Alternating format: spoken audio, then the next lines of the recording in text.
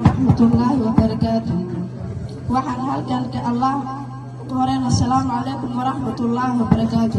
allah mahad iskale awood inoo siiyey inaan munaasabadan maanta qabsano. intaan kadib waxaan halkan ka salaamayaa maamulaha, dhammaan macallimiinta, waalidiinta, ardayda, martida iyo culimmadeena sharafta leh.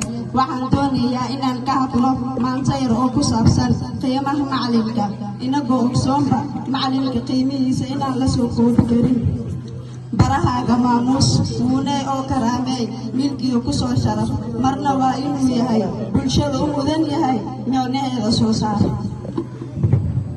maamuus qof loo dhigo, mahad badan loo huro adduunyada muggeeda, qofna lala simi karin. ma og tahay ardayo macallinkaa inuu yahay?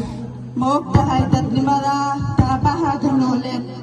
ma og tahay dadnimada taabahaaga nooleed? tirsiyo qofkaa tahay iyo dadka kuu xiran, tacabkaa qof kuu huro adduunyadu, tacabkaa qof kuu huray inuu kuu tilmaamiyo tuse macallinkaa yahay.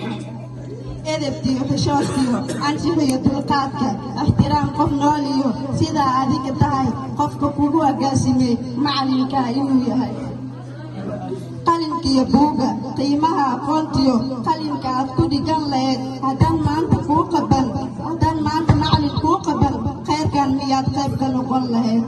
ogow macallinkaa inuu yahay, ogow macallinkaa inuu kuu mudan yahay, dadka kugu mudan yahay, marna aabbahaa yahay, mudan hooyahaa yahay.